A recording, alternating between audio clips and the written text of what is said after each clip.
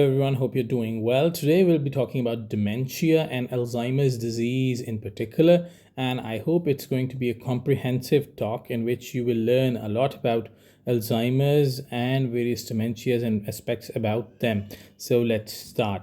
First and foremost, we need to ask ourselves, what is dementia? People define it in different ways, and some say it is just forgetfulness and loss of memory, but it is not just that. Is dementia normal aging? People consider that all people who would go above 60, 70, 80 might get dementia. We're going to answer that. Is dementia just loss of memory? Is dementia permanent? So let's start. Now, dementia means there is significant loss of cognitive function, ability to think, and all the activities that happen from the brain, which involves multiple cognitive areas, and there is absence of clouded consciousness. So a person cannot be septic, cannot be infected, or have any other cause of an altered state that may be causing cognitive dysfunction. He should be clear-minded, no clouded consciousness, and cognitive function must be affected. It also includes definitely the impairment of memory. Recent more than old memory should be impaired and includes one of the following: either it's inability to speak, aphasia, inability to perform learned tasks, apraxia, inability to recognize or identify persons, agnosia, constructional difficulties, or loss of executive functioning. So this is how you can define dementia. It's not just aging, it is not just memory loss, it includes a lot of things. Early diagnosis is really important for dementia. Now, if you diagnose it early and know the signs that you need to be knowing, it is good for the treatment of the patient. Also, it involves the patient in decision making. Later on, when things get worse, patient might not be able to make his or her own will. Now, that is where early diagnosis and early resolution of problems that may be coming later on need to be addressed. Also, reversible causes of dementia need to be checked out. So the earlier you check, some reversible causes, will go through them, might be reversible early on in the diagnosis, and that is why the sooner we find them out, we may reverse some of the causes of dementia. Now, prevalence, it increases with age, and as the world population is aging, more and more treatments of cardiovascular and other diseases are coming up. Now, the prevalence of dementia is increasing, and surprisingly, above 95%, almost 50% of the people are facing dementia of some kind. There are almost 46 million people worldwide, but stats are not proper, so it's probably a little more than that. And as the population ages, the people with dementia are increasing. It's got a big financial impact. It's the sixth leading cause of death in the US, and it has gone up in the last 5 to 10 years. Can it be reversible? Now, there are many causes of reversible dementias. They include drugs, it includes metabolic disorders, infections, autoimmune disease. It can include pseudodementia due to depression. We've got a video on that. It can include CNS disorders, which are many in number. So you need to go to the neurologist, neurophysician early on in the disease, and they need to focus on reversible causes of dementia, because as we will see, Alzheimer's is manageable but not really reversible. So we need to focus on these things first. Now, origin of Alzheimer's disease, we're talking about it specifically. Dr. Alois Alzheimer, German physician, 1906. Now, he first characterized a disease which included neurotic plaques within the nerve cells and the brain, and were able to diagnose that this is a separate disease entity, and they named it after him. It is the most common cause of dementia. It is a neurodegenerative disease. Most importantly, it is characterized pathologically by neuronal loss, neurofibrillatory tangles, neurotic plaques, and amyloid angiopathy. So sometimes it gets difficult to diagnose Alzheimer's dementia with 100% certainty in a living person. If you've got the brain of a cadaver or a postmortem and you cut it out, you can see these tangles and plaques and angiopathy. Then you can say reliably. But other signs and other criteria have been established which may prove to a certain degree that the patient does have Alzheimer's. But you need to realize that this disease has a specific pathological problem that is going on. The onset is in middle or later age. Etiology is unknown. Very slow onset. It takes many years. Progressive memory loss affecting activities of daily living. It is really important. And ultimately, brain volume starts decreasing and executive function decreases as Alzheimer's disease goes on. This was the DSM 4 criteria.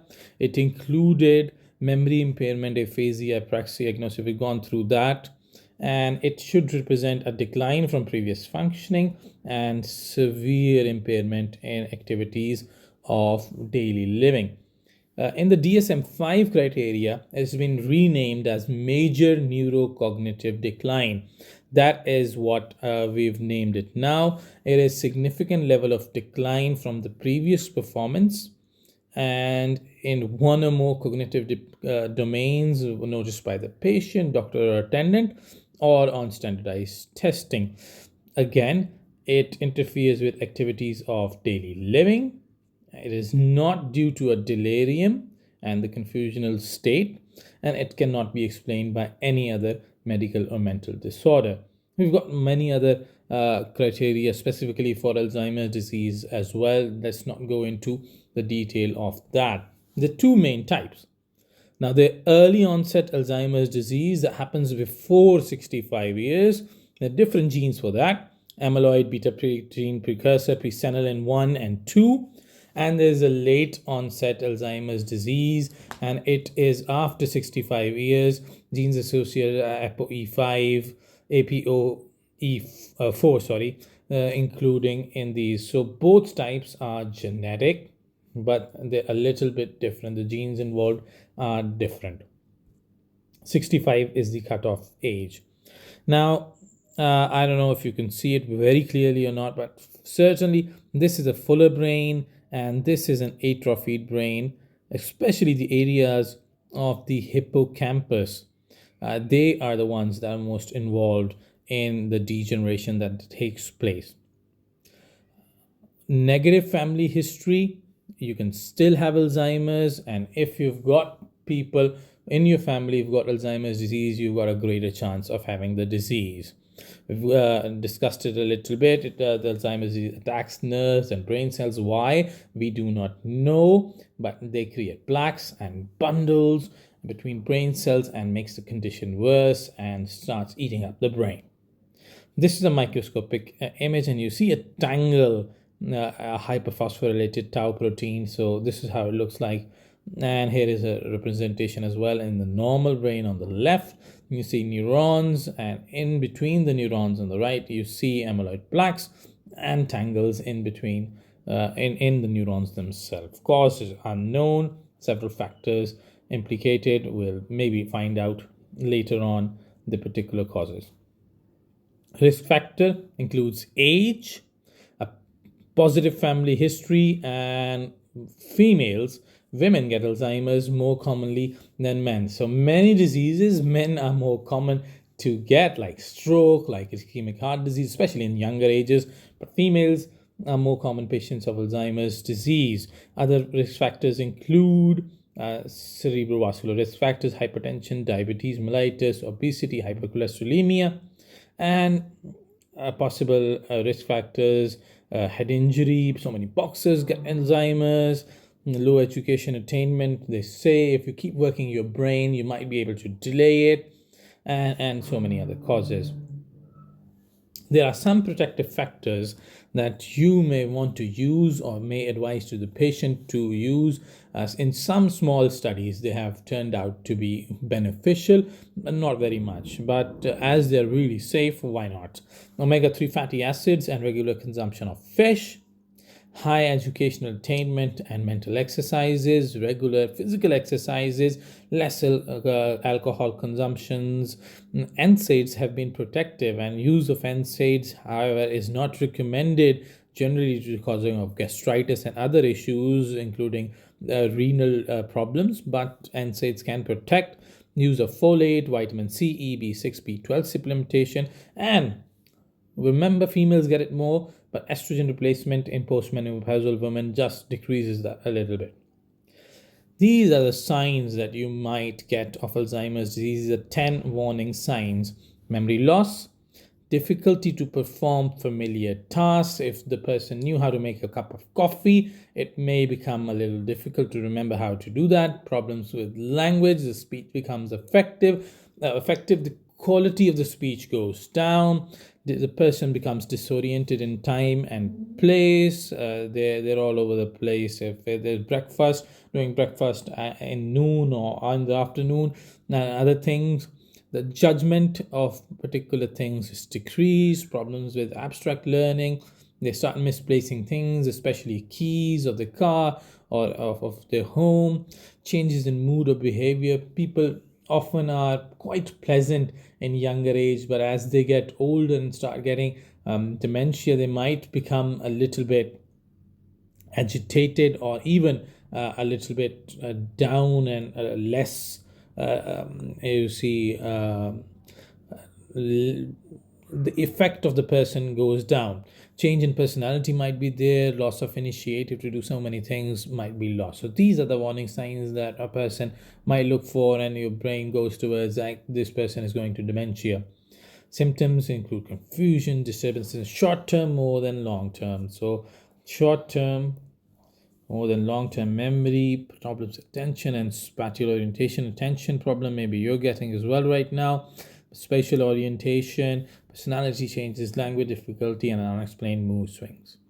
So here probably we'll go into some examples of these things. So this woman teaches her grandchildren, and now after so many years she starts becoming confused and is unable to do the job that she particularly did well before. Poor concentration and memory, frequently forgetting and losing things, and orientation of time, especially prayers. If a person is Muslim, now they start losing orientation, which prayer to do at what time, and changes in personality and mood. Maybe they become agitated, affect changes. And this is a particular sign as well. Sleep disturbances. Many people who face dementia and Alzheimer's dementia, they would have problems in sleeping, especially at night. So the attendants would come and say he or she does not sleep at night, they sleep in the day, and it is not due to their choice. It is sleep disturbances caused by the disease itself. And the time taken to do regular things starts increasing. Now this woman went to shop, and it's difficult for her to remember what she wanted to do and make reasonable judgment of things to buy. So it takes a lot more time. Start forgetting things and start having difficulty in performing tasks that they did before. Now, this is an example of ideational apraxia. They forget what a particular thing is supposed to do. So they know the idea or the thing that they want to do, but the thing that the object that does it, they cannot recognize. So they're trying to brush their hair with a toothbrush right here in the example. So they know they need to comb their hair, but they do not know what object they need to do it with. So it is one of the signs. Difficulty in dressing, constructional apraxia might occur, the abilities go down. Now to the fun part, diagnostic test. You do psychiatric assessments, especially to rule out pseudodementias and other things. You do a mental state examination and assessment, and includes a mini mental state exam as well. You do the laboratory test to look for reversible causes of dementia, especially thyroid, especially B12, folate, and so many other things. Brain imaging is also focused on, one, to establish that this is a permanent Alzheimer's or a dementia, and other, to rule out other things. You can go for a CT, MRI is preferred, PET and SPECT if there is confusion. So that is some brain imaging that you can do. CSF examination can be done to rule out any infectious cause that may be going on.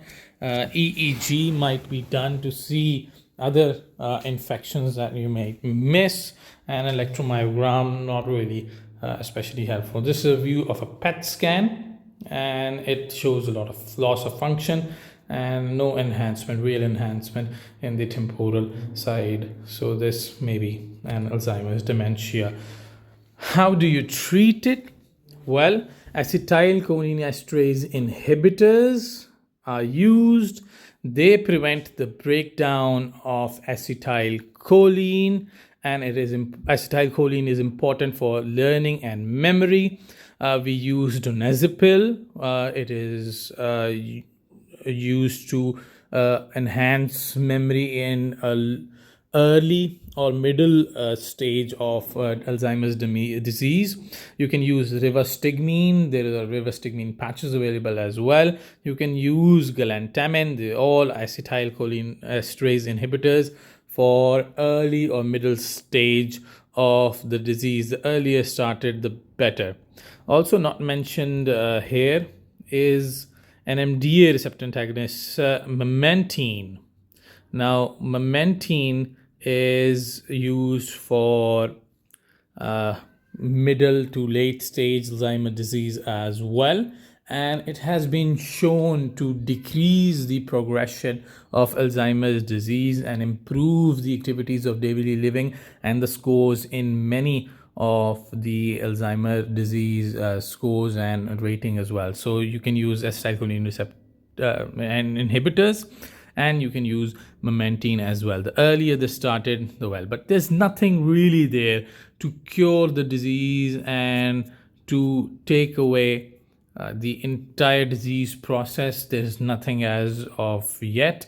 You cannot reverse an advanced case of dementia or Alzheimer's dementia. Caregiving is really important. You need to educate the people. You need to educate the people around it to make living arrangement, to solve legal problems, to solve problems with so many issues, especially a problem comes up in wills and how they will like to spend later age of their life when they're not able to recognize the great many people. Caring for the caregiver is really important as well, especially for physicians. They need to make sure that the person who's taking care of the patient, they are healthy and happy as well, and they know and are recognized for their services. So caregiver depression and caregiver frustration is really important and common, so you need to address that. Prognosis is not really that bad when you compare it with CVS or other things, but bad as the quality of the life becomes worse. But the life expectancy is decreased, and around 7 years less than the normal population. And the main things that cause it are frequent falls and other comorbid conditions, including urinary tract infections or pneumonias, which may cause a decrease in the life expectancy. Last but not least, are they still there when they lose their memory and lose so many things from their past? Is Mr. XYZ or Miss XYZ still present under the hood? And it's probably that. So you need to care for them, and they still can feel, and having good behavior towards them and support towards them goes a long way into helping them feel better and recover. Thank you so much, and I hope you liked this video that was a little bit lengthy but covered an important topic in great detail, and I hope that you share it with your friends if you need, and you like and subscribe. So that more people can see these kind of videos, and comment if you have anything to say. Thank you again.